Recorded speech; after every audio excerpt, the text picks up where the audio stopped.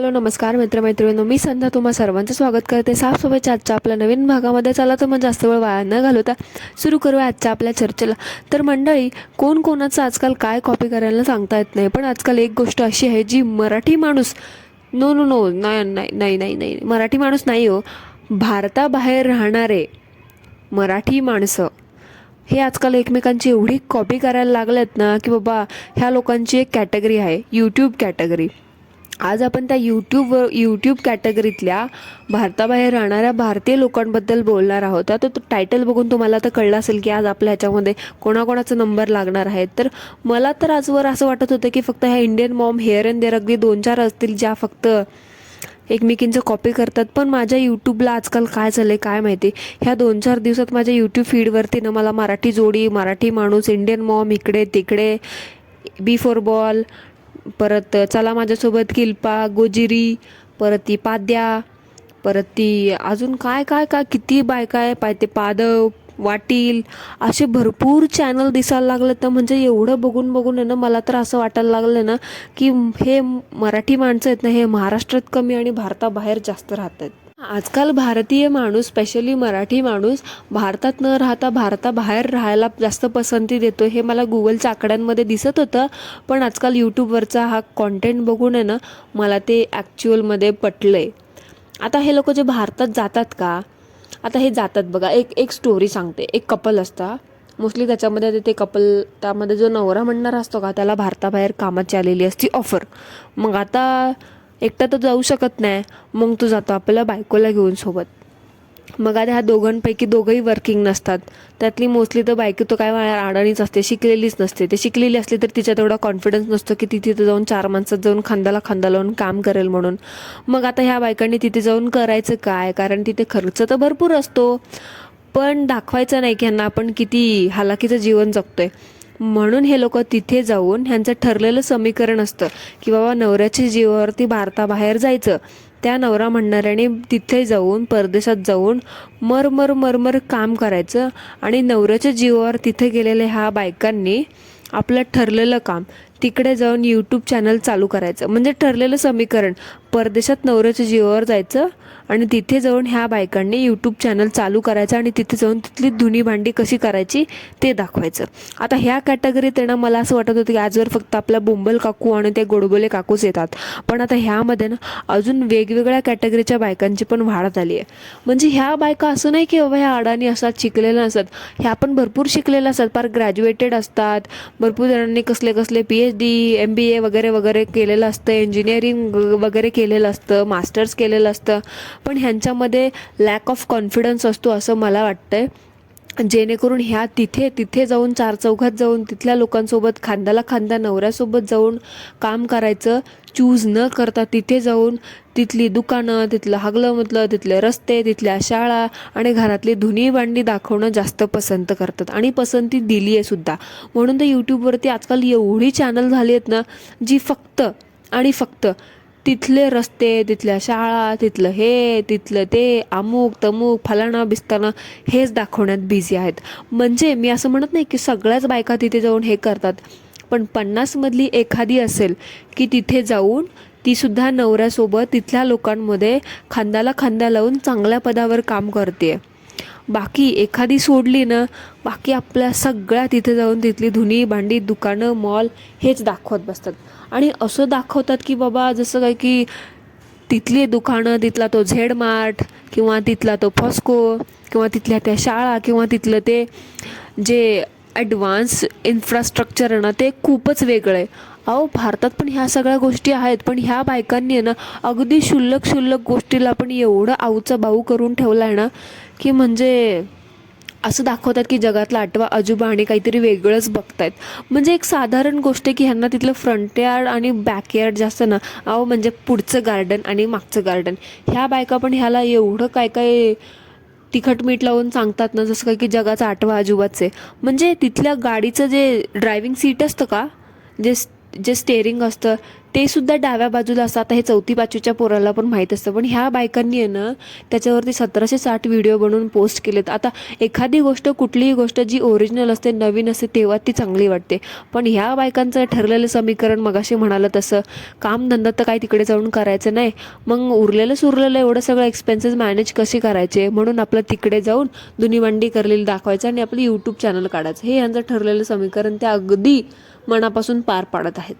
आता ह्या बायकांना सहसा मोस्टली त्यांची मराठी कम्युनिटी असते किंवा यांची एरिया असतो, XYZ एरिया, नाही कम्युनिटी म्हणा. आता तिकडे गेला, तिकडचा शब्द वापरायला पाहिजे ना. तिकडच्या कम्युनिटीमध्ये राहत जरी असल्या, शेजारी असल्या, एका बिल्डिंगमध्ये राहत असल्या किंवा शेजारी राहत असल्या ना, तरी ह्या प्रत्येकीचं एक यूट्यूब चॅनल आहे आणि त्या प्रत्येकीचा कॉन्टेंट पण अगदी सेम टू सेम. म्हणजे उन्हाळा जर आला ना तिकडे, उन्हाळा तर नसतोच, पण स्प्रिंग ऋतू असतो ना त्यांच्या तिकडे. स्प्रिंग आला ना लगे त्या तिकडची झाडं दाखवायला जातात, तिकडचं गार्डन दाखवायला जातात आणि ह्या सगळ्या जणी त्या गार्डनमध्ये झाडं लावत बसतात. आता हिवाळा आला की बर्फ असतो ना काहीतरी त्यांच्या तिकडे, तर तो बर्फ दाखवतात, स्नोमॅन दाखवत बसतात. आणि एवढंच नाही, ते हे सगळा कॉन्टेंट संपला की ह्यांना लगेच आपलं भारतीय परंपरा, भारतीय संस्कृती, रूढी रीती, परत संस्कार, लगेच भारताचा पुळका यायला लागतो. अहो किती ते सगळं सेम टू सेम. म्हणजे मला तर आणि ह्याच्यामध्ये 1-2 बायका आहेत, त्यांचे चेहरे आणि आवाज पण अगदी एवढा सेम टू सेम आहे, त्यांच्या आवाजात पण एवढं साम्य आहे ना की मी तर सुरुवातीला कन्फ्यूज झाले की ही वेगळी आहे की दोघी एकच आहेत. आणि ह्या मोस्टली बायका आहेत ना भारताबाहेर राहणाऱ्या, स्पेशली अमेरिकेत राहणाऱ्या आता ताईमाई अक्कांना ना, मला एकच विनंती आहे की जरा ते बंद करा. जरा ते तुम्ही ते एवढं उचलून धरले ना आपल्या शुल्लक तिथल्या नॉर्मल गोष्टीला, की पर तुम्ही ते जगातला आठवा अजूबाच बनवून टाकलाय. म्हणजे ते आपलं छोट्या गोष्टीचं कौतुक करणं आणि आऊचा बाऊ करून प्रत्येक गोष्टीला पाणी लावत त्याचे व्हिडिओ टाकणं बंद करा. तुम्हाला स्वतःला तर बोर होत नाही तोच कॉन्टेंट रिअपलोड करायला, कारण तुम्हाला त्यातून इनडायरेक्टली डॉलर्स मिळतात, पण तुमच्या ऑडियन्सला पण कंटाळा येत नाही हे तर कळलं. तुम्ही जर रोज उठून तोच एकाच विषयावरती कॉन्टेंट जरी टाकला ना त्या ताईमाई अक्कांनी, तरी ह्यांची ऑडियन्स वेड्यासारखी वाह म्हणत बघत बसेल. तर त्या सगळ्या ताईमाई अक्कांना ना मला तर एवढीच विनंती आहे की तुम्हाला असं वाटतंय की बाबा तुम्ही तिथली दुकानं, तुम्ही तिथले रस्ते, तुम्ही तिथल्या शाळा, तुम्ही तिथले झेडमार्ट, तुम्ही तिथले फॉस्को, तुम्ही तिथले चॉकलेट्स, ह्या सगळ्या गोष्टी दाखवून तुम्ही खूप इन्फॉर्मेटिव्ह किंवा नॉलेज किंवा प्रोडक्टिव्ह व्हिडिओ शेअर करताय, तर तुम्ही त्या गैरसमजात आहात. त्या गैरसमजातून बाहेर या आणि ॲक्च्युअल तिथली जी परिस्थिती आहे, तुम्ही भारतातून तिथं गेल्यावर ज्या परिस्थितीनं तुम्ही सामोरं गेलात किंवा तुम्ही तिथं ॲज अ भारतीय म्हणून एका वेगळ्या देशामध्ये राहता, वेगळ्या विचार, वेगळ्या परंपरा, वेगळी संस्कृती असणाऱ्या लोकांमध्ये राहता, तर तुम्हाला तिथे एक भारतीय, एक फॉरेनर म्हणून कसं ट्रीट केलं जातं, तुम्हाला तिथले आलेले अनुभव, चांगल्यासोबतच तुम्हाला तिथे आलेले वाईट अनुभव हे शेअर करा. नाहीतर उगाचच आपलं ते सगळं रोज उठून हागलं मुतलं दाखवत बसता. जरा तिथली काय सत्य परिस्थिती आहे ते दाखवा.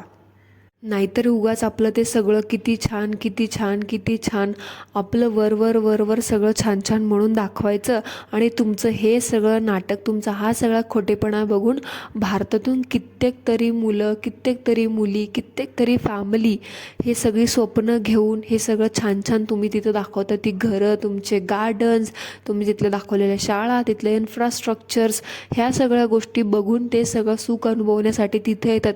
पण तिथं येऊन त्यांच्यासोबत इतक्या काही गोष्टी वाईट घडतात किंवा त्यांना इतके वाईट वेगळे अनुभव येतात, तर त्याच्याबद्दल कुणी बोलतच नाही. कारण तुम्ही फक्त तिथलं ते गुडी सगळं किती छान आहे, सगळं किती मस्त हेच दाखवलं आहे. जी ॲक्च्युअल कंडिशन आहे तुम्ही ती दाखवतच नाही. कारण तुम्ही तिथं आयुष्य कसं जगताय, तुम्ही पण किती दुःखामधून, किती त्रासामधून ह्या सगळ्या गोष्टी आल्या, ह्या सगळ्या गोष्टी तुम्ही अचीव्ह केल्या, हे दाखवलं तर ऑफकोर्स लोक तुम्हाला नावं ठेवतील ना की बाबा तिथे एवढं सगळं वाईट आहे तर भारतात येऊन राहा. परत फॅमिली फोर्स करेल. मग NRI म्हणून मिरवायचं कसं ना, NRIचा टेंबा घेऊन तुम्हाला मिरवता येणार नाही. म्हणून तुम्ही फक्त सगळं छान आहे वरवर दाखवत बसता. सो हे असलं फेकनेसमधून बाहेर या आणि जी रियालिटी आहे ती दाखवा. ते जास्त आम्हाला आणि तुमच्या ऑडियन्सला तुमच्याकडून जाणून घ्यायला मजा येईल. नाही की तुम्ही जे घरामध्ये रोज रुटून धुणी भांडी करता, तुम्ही जे रुटून चपाती भाजी बनवता, भाजी भाकरी बनवता किंवा गार्डनमध्ये चूल मांडून स्वयंपाक बनवता किंवा वांग्याचं भरीत, ज्वारीची भाकरी, ते आपले सण करता वगैरे वगैरे, हे नाही तर तिथली ॲक्च्युअल परिस्थिती काय आहे, एक भारतीय म्हणून तुम्हाला ते लोक कसं ट्रीट करतात, कशी वागणूक देतात, हे जाणून घ्यायला आम्हाला जास्त आवडेल. सो एकमेकांचं कॉन्टेंट कॉपी करणं बंद करा आणि सत्य परिस्थिती दाखवा. तुम्हाला पण आरसा दिसेल आणि दुनियाला पण आरसा दाखवा. सो मंडळी, that's it for today. I hope तुम्हाला आजचा आपला पॉडकास्ट आवडला असेल. ह्या सगळ्या नमुन्यांवरती, ह्या सगळ्या नमुन्यांचा आपण एक सविस्तर, प्रत्येकाचा सेपरेट त्यांच्या चॅनलसारखा एक व्हिडिओ बनवणार आहोत. त्यामुळे व्हिडिओ यापुढे चॅनलवरती आपल्याला खूप इंटरेस्टिंग प्रकार येणार आहेत. पॉडकास्ट आवडला असेल तर व्हिडिओला लाईक, चॅनलला सबस्क्राईब करायला विसरू नका. तोपर्यंत ॲज ऑलवेज सर्वांनी काय करायचे ते करा. धन्यवाद.